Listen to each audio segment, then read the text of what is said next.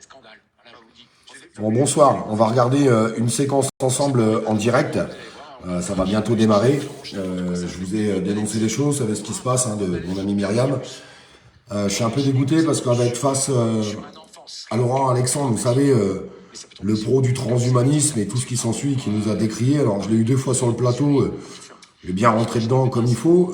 Je suis juste un petit peu inquiet ce soir, je vais pas vous mentir, parce que je sais qu'elle est très affaiblie, Myriam, très fatiguée, parce que quand vous prenez tout ça dans la tête, et c'est pas fini, elle en prend encore plein la tête, à travers toutes les menaces, tout ce qui s'ensuit, tout ce qui s'en est déroulé derrière, je peux vous assurer que il faut le vivre pour comprendre. Sincèrement, il faut vraiment le vivre pour comprendre. Alors je vais vous demander de partager les choses, qu'on puisse regarder ça ensemble, qu'on puisse continuer de dénoncer les choses ensemble. Et puis on pourra mettre dans les commentaires ce qui vous ressenti par rapport à tout ça. Je pense que c'est super important. Donc on va bientôt rentrer, on va le diffuser en direct. Et puis comme ça, on va regarder tout ça. Je vous laisse partager. J'essaierai de ne pas faire trop de bruit et de pas trop réagir pendant ce direct, même si c'est pas toujours facile. Je vais faire au mieux. Moi, ce qui m'inquiète, c'est la personne qui est en face de lui, parce que je sais de l'atrocité qui peut être aussi. Parce que, tiens, son copain qui s'est attaqué à Myriam, ils vont bien ensemble. D'ailleurs, ils sont abonnés. Vous regarderez, ils sont abonnés sur tous les comptes. Ils marchent main dans la main. Bon, il y a beaucoup de vérités qui sont en train de sortir, et tant mieux, je m'en félicite. Il serait temps, parce que... Bref. Bon. Dans la séquence de jeudi soir sur notre plateau, où Gérard Fauré a parlé et où Myriam semblait parfois aller dans son sens, la journaliste se dit victime de cyberharcèlement. Ce soir, elle s'explique dans TPMP. On va revenir sur ce qui a été dit en plateau avec le docteur Alexandre et il nous dira notamment ce qui est réellement l'adénochrome qui a fait parler tout le week-end, loin des théories bien sûr complotistes. Regardez, petit récap et vous allez voir ce qui s'est lancé ce week-end. Vous n'avez pas pu passer à côté le hashtag autour de Myriam Palomba qui est parti en fait c'est un internaute qui s'est dit tiens, dans ce cas-là, moi aussi je vais vous raconter une fausse histoire sur Myriam Palomba. Regardez, c'est parti. Jeudi dernier, un mois après l'accident de Pierre Palmade, l'ancien dealer Gérard Fauré était sur notre plateau pour revenir sur la consommation de cocaïne chez certaines personnalités. Mais très vite, l'homme a changé de sujet et a évoqué l'adrénochrome, une supposée drogue qui serait fabriquée avec du sang d'enfant et qui serait consommée par nos élites. Une théorie évidemment complotiste réfutée à de nombreuses reprises, mais qui a été relayée sur les réseaux sociaux par donc ça certaines existe personnes, pas. parmi elles ce débunker de fake news. Myriam Palomba serait à la tête d'un immense trafic d'adrénochrome. Mais depuis la publication de cette vidéo ironique, Myriam Palomba présente elle aussi sur notre plateau jeudi dernier se dit être victime de cyberharcèlement, en cause son comportement jugé ambigu par certains. Je vois avec mes avocats la suite à donner à cette volonté de me nuire publiquement. Le médecin et essayiste Laurent Alexandre est avec nous ce soir dans TPMP pour tout nous expliquer et nous dire pourquoi il ne faut pas croire à cette théorie du complot. Bien sûr, je le rappelle, on condamne fermement les propos qui ont été tenus sur le plateau de jeudi sur TPMP. Après, invité, on est en direct, donc on a essayé de le contredire au plus. Juste, Gilles Verdet, pour nos téléspectateurs, qu'est-ce qui s'est passé ce week-end ? Ce week-end, après les propos de Gérard Fauré, après tout ce qui concerne l'adrénochrome, il y a quelqu'un sur les réseaux sociaux qui s'en est pris violemment à Myriam Palomba avec des hashtags terribles, l'accusant d'être quasiment sataniste, etc. Le hashtag Myriam Palomba, pédosataniste, et le monsieur en question s'appelle Vincent Flibustier. Voilà. Et donc, en fait, dites-nous ce qu'il a fait pour nos téléspectateurs. Alors, il l'a accusé. Non, il n'a pas accusé, c'est pas du tout ça. Ça n'a rien à voir. Il n'a pas accusé. Il a dit, Valérie explique. Non, mais en fait, il a retourné les arguments des complotistes en utilisant leur façon de faire et en lançant une rumeur sans aucun fondement. Mais c'était son but, en fait. C'était son but pour démontrer, regardez comment une rumeur peut partir comme une traînée de poudre et comment on peut faire du mal à quelqu'un sans aucun fondement. C'est ça, exactement. C'est exactement ça. Donc il a fait ça. Lui, c'était en fait une vidéo un peu parodique, j'ai envie de dire. Oui.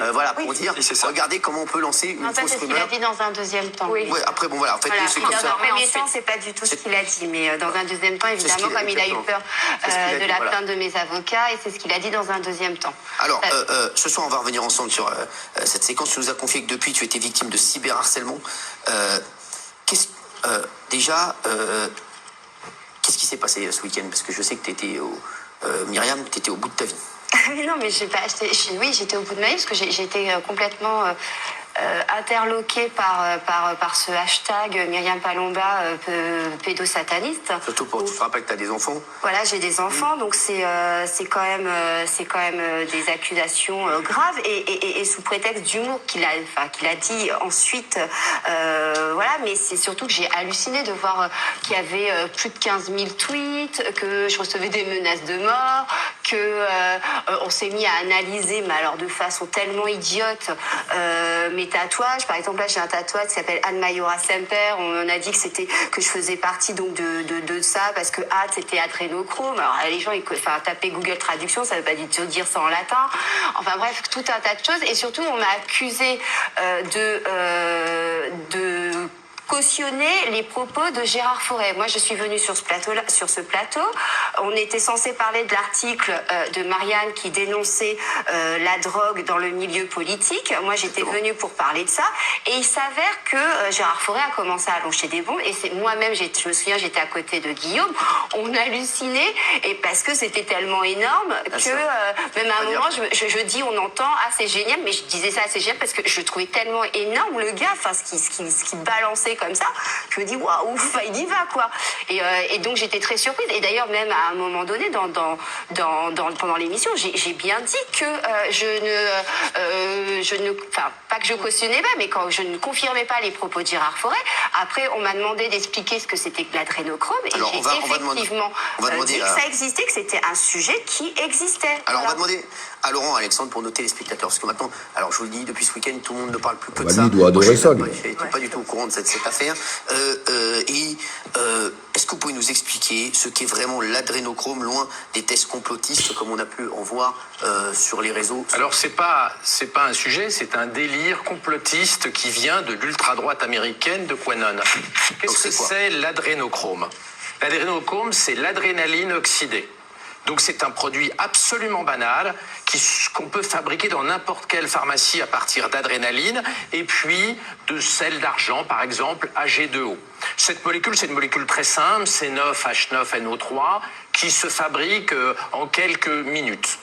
Cette molécule est donc un dérivé d'un produit, l'adrénaline, qui est produit par nos surrénales. Les glandes surrénales, c'est ce qui est au-dessus du rein et c'est l'hormone qui nous protège contre les agressions. C'est ce qui nous permet de répondre aux infections, c'est ce qui nous permet de répondre quand on est soumis à une agression physiologique. Mettez vos commentaires. C'est une molécule totalement banale qu'on peut produire dans les 20 000 pharmacies françaises. Elle coûte 1,80 € le milligramme, c'est-à-dire un pain au chocolat le milligramme. On est loin des milliards de dollars qui ont été annoncés. Donc c'est une molécule c'est quoi, ces histoires totalement banale. Oui. Et il faudrait vraiment être complètement con pour torturer des enfants de 3 ans, comme on l'a dit sur ce plateau. Donc il dit que ça n'existe pas. L'adrénochrome dans toutes les pharmacies de France, ce n'est pas un produit interdit, ce n'est pas un produit toxicomaniaque, il est accessible et il vaut rien. L'adrénochrome est une substance qui n'a aucun effet toxicomaniaque, n'entraîne pas d'hallucination, n'a pas d'effet sur le cerveau, n'a pas d'effet de rajeunissement aucun. L'adrénochrome à très forte dose, elle augmente un petit peu le pouls, c'est-à-dire le rythme cardiaque peut monter à 80-90. Donc c'est une molécule qui ne sert à rien, qu'on n'utilise pas, qui ne coûte rien, mais on ne l'utilise pas. L'adrénochrome n'est pas utilisée en clinique. Pourquoi on la vend? Mais elle est vendue pour des raisons chimiques, pas pour des raisons pharmacologiques. Elle n'est pas dans le dictionnaire Vidal, elle ne sert à rien. Donc, mais si demain moi je vais voir mon pharmacien, je lui dis je veux de l'adrénochrome. Non, mais tu n'en auras pas parce que ça n'a aucun intérêt et que ça ne sert à rien. Je voulais simplement dire que fabriquer de l'adrénochrome est extrêmement facile et que ça coûte rien l'adrénochrome, donc on ne va pas aller torturer des enfants de 3 ans pour récupérer une substance qu'on peut fabriquer en quelques minutes. Donc voilà. Cette histoire de sang d'enfants totalement inventée, on connaît l'origine. D'accord. C'est quoi l'origine de cette histoire? C'est un complot qui est né aux États-Unis et qui est arrivé en Europe, qui est complètement démentiel, complètement fou. Ça n'a jamais existé, bien évidemment. Et vous imaginez bien, on a accusé en fin d'émission le président Macron d'être mouillé dans cette affaire-là. N'importe quoi. on a accusé Céline non, Dion. non, On a accusé non, Céline Dion d'en oui, utiliser. Pourquoi voudriez-vous qu'on torture des on a coupé enfants avant. Oui. Ouais, et puis, Vous savez pas ce que vous voulez dire. Non, sur les réseaux sociaux, Macron y était encore, je l'ai vu. Non, mais sur les réseaux sociaux, c'est pas chez nous. Alors. Il était vu. Et donc, pourquoi irait-on torturer des enfants pour obtenir une molécule qui n'a aucun intérêt, qui ne sert à rien, qui ne coûte rien et qui est accessible chimiquement très facilement. Donc on est sur un vrai délire et je pense que ça doit nous servir de leçon. Il faut faire attention à ne pas diffuser tous les délires qui passent et celui-là il est particulièrement... Après Gérard Fauré, voilà. Non, mais- Gérard, voilà, il dit du vrai, du Je faux. rappelle que Laurent Alexandre, c'est l'ami de Benalla, Bill Gates, c'est tout ce qui s'ensuit. On est bien d'accord, mais il a quand même dit devant près de 2 millions de personnes qu'on torturait des enfants pour récupérer de l'adrénaline, ce qui est complètement faux. Voilà, oui. Et ce qui n'est pas Non, mais vrai, attendez, c'est une vraie Le docteur Alexandre ne détient pas la vérité absolue. Il a pour habitude de traiter de complotiste dès qu'on se pose des questions. C'est un sujet, moi je n'ai jamais validé les propos de Gérard Fauré, à savoir que dans l'affaire Palmade ou Céline Dion, etc. L'affaire Palmade, on s'est retrouvé là-dedans. La pauvre Céline Dion, elle moi s'est je n'ai jamais confirmé ces propos et je n'ai jamais dit que c'était le cas. Sauf que sur le sujet de l'adrénochrome, c'est quelque chose qui existe et qui met en évidence certains réseaux pédosatanistes. Non, et ça, ce n'est pas vrai. Ce n'est pas vrai. Excusez-moi, Ce n'est pas est-ce que je peux finir? Excusez-moi, l'affaire Lola. Ça recommence. L'affaire Lola arrêtez. Je refuse qu'on parle de l'affaire Lola. C'est un mensonge. Ce que vous racontez sur l'adrénochrome est faux. Et si vous aviez le Mettez vos commentaires. de connaissances en chimie, vous ne tiendriez pas ces propos qui sont délirants. Je ne tire pas des propos délirants. Quand on est journaliste, qu'on se retrouve face à des sujets, il y a eu quand même des documentaires. Élise Lucerne a fait un très bien dans les années sur la pédocriminalité satanique. Souvent, la parole des enfants, je suis désolée, n'est pas prise au sérieux. Il y a eu un documentaire qui a été extrêmement bien fait avec une enquête de plus de 2 ans où 15 enfants ont été interviewés et où d'ailleurs ils racontent, alors pas de l'adrénochrome, mais de ces processus en pédocriminalité qui sont faits de façon avec des rituels sataniques. Ce sont des choses qui existent. Non, mais je peux finir, s'il vous plaît. Rapport avec l'adrénochrome? Non, mais moi, je n'ai pas parlé d'adrénochrome, monsieur Alexandre. Vous avez dit que ça n'était pas délirant. Vous avez dit que ça n'était pas délirant sur l'antenne. Quand vous dites sur un tweet que monsieur Philippe Bustier, que les complotistes sont pris à leur propre jeu, je suis désolée, c'est vous qui êtes honnête, vous vous rendrez bien compte que l'histoire m'a quand même donné raison sur pas mal de points. Depuis que j'ai dénoncé ça, à chaque fois, on remet ma probité en jeu. On me traite de complotiste. Je suis désolée, je suis journaliste et comme tout journaliste, quand des questions se posent, j'enquête dessus et à aucun moment je n'affirme des choses. Et quand je dis des choses, c'est parce que j'ai moi-même étudié les dossiers. Regardez la chimie de l'adrénochrome, vous verrez que c'est une molécule totalement banale. En pharmacie, oui, c'est Valérie. Non, mais ce qui est gênant, Myriam, c'est que tu mélanges tout. Tu nous fais un globi-boulga. Tu nous parles de l'affaire Lola en disant et tu nous expliques parce que tu as un exemple de quelqu'un qui aurait succombé à une tendance sectaire, qu'il existerait des sectes pédosatanistes qui seraient avec des rituels mais il y a des enfants, etc. Et après on va mélanger là-dessus. Pourquoi la parole des enfants? Parce que tu expliques ça comme si c'était est-ce que c'est quelque chose de drôle? Non, mais c'est pas du tout drôle. Quand moi j'en parle, je suis une complotiste. Je peux terminer aussi. Non, mais depuis le Moyen-Âge, cette histoire où il y aurait des puissants qui tortureraient des enfants, etc. C'est vraiment un truc qui revient, un complot qui revient et qui depuis la nuit des temps, qui a été récupéré par l'extrême droite, qui ensuite a été récupéré. Non, je suis pas un culte. Ça a été récupéré par la littérature, qui ensuite a été récupéré par le cinéma américain, et on a créé un truc sur un truc qui n'est rien. Qu'il y ait des pédophiles. Je termine juste. Qu'il y ait des pédophiles. Évidemment qu'il y en a. Qu'il y ait des gens qui soient attirés par le côté sataniste, etc. Il y a des tarés partout, il y a des fous partout. Il y en a un sur le plateau ce soir. Un truc comme une lame de fond qui existerait, dont les puissants seraient au courant, qui nous cacherait cette existence. C'est ce que tu sous-entends. Mais non, pas du tout. C'est ce que tu sous-entends.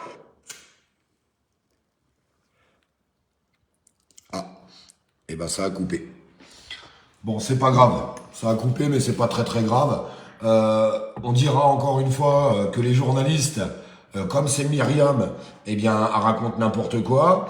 elle cherche juste à avoir des vérités. S'il y a des gens qui ont des dossiers, bah, ce qui sortent ces dossiers, je pense que c'est super important. Moi, je sais pas ce que vous en pensez. Bien sûr, Laurent Alexandre, vous savez tous comment il est, je vous rappelle, hein, c'est l'ami de Benalla, il l'a dit en face de moi sur le plateau quand je l'ai attaqué. Il m'a dit, oh, il a un tout petit peu déconné, hein, c'est ce qu'il disait. Bill Gates, enfin toute la clique là-haut, il est pour l'intelligence artificielle, tout ce qui va avec. Enfin bon, il est complètement perché de la cafetière, ce mec, hein, comme d'habitude, on sait qui il est. Moi, ce qui m'embête, et je trouve qu'on n'en parle pas assez dans le sujet de ce soir, c'est toutes les menaces qu'elle a reçues Myriam. Je trouve ça bien dommage. Là, le sujet, il est parti de l'autre côté. Je trouve ça un peu dommage. Je sais pas ce que vous en pensez. Et en tout cas, n'hésitez pas à partager les choses. On regarde la suite. Mais Myriam, ça n'existe pas. C'est faux, je suis désolée, c'est faux. C'est pas ce que tu dis donc, Myriam. C'est pas du tout ce que j'ai dit. C'est un sujet qui existe, dont on Bah, parle. vous voyez, c'est un sujet qui existe. Et bien sûr, et alors, C'est un sujet qui n'existe pas. peut-être pour vous, mais je suis désolée, Non, c'est comme pour vous, tout pour le vous, monde. le vaccin n'empêchait pas. Non, pas pour tout le monde. Mettez vos commentaires. Arrêtez de hurler dessus. Arrêtez de hurler dessus. Arrêtez de hurler dessus. Je suis désolée, pour vous, le vaccin, il empêchait la... Ah bon, ça déconne un peu ce soir, malheureusement. Sont une population qui a une espérance de vie résiduelle. Excusez-moi, et qu'on est partisan du transhumanisme, on vient pas ouvrir sa bouche. Oui, bah, on vient pas ouvrir sa bouche et donner... Bien parlé. Elle a bien fait de lui mettre en direct parce que c'est la vérité.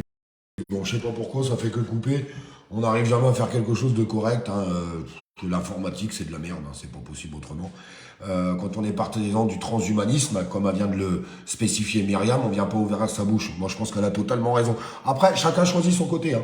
Si les gens sont pour le transhumanisme, si les gens sont pour Benalla, les amis de toute cette clique là, de Laurent Alexandre et ce qui s'ensuit, moi, je vais vous dire une vérité ce soir. Laurent Alexandre, une fois démonté dans ma loge, je le connaissais pas. Hein. Il m'a dit, je peux fermer la porte. Le producteur a dit, t'es sûr Olivier, il peut rentrer, il peut te parler. Je dis, allez-y, qui parle. Il a fermé la porte, on était que tous les deux. C'est dommage, j'aurais dû l'enregistrer. Et ce jour-là, il m'a dit, ça se passe bien ton boulot à Cannes-sur-Mer? Le mec, il s'était renseigné où je travaillais, ce qui s'en suit. Personne n'était au courant à cette époque-là. Incroyable quand même. J'ai fini par me faire licencier. Parce que Myriam Palomba, elle a critiqué des mesures sanitaires qui étaient complètement débiles. Je suis tout le temps auréolée de la sphère complotiste. En quoi je suis complotiste? Je m'interroge sur un sujet qui, effectivement, Sur quoi le documentaire? C'était pas sur l'adrénochrome. C'était sur les réseaux pédophiles sataniques. Oui, mais c'est autre chose. Je sais pas pourquoi ça marche, ça fonctionne pas.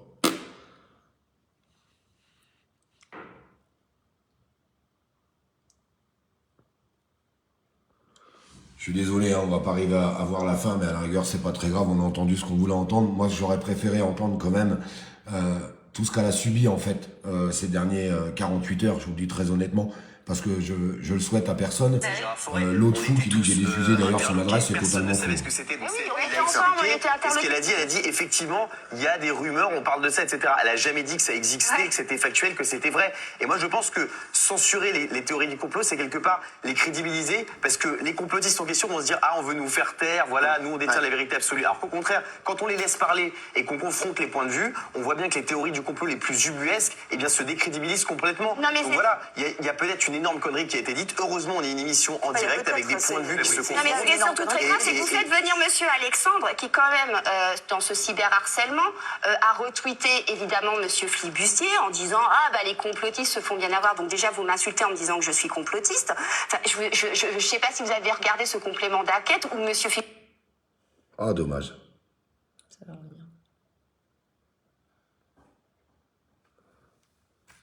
Un site internet qui s'appelle campdeconcentration.com. Donc ça, vous laissez valider. Ça, pour vous, c'est effectivement du journalisme. Et ça, effectivement, Laissez-le parler. Et ça, effectivement, moi, vous me traitez, à chaque fois que je mets quelque chose sur Internet, vous me traitez de complotiste, et vas-y. En fait, j'ai l'impression que vous aimez bien faire votre petit buzz sur mon dos. Bon, bah écoutez, c'est super, vous êtes là ce soir, on est content, tout va bien. Sauf que ce cyberharcèlement... On a bien parlé.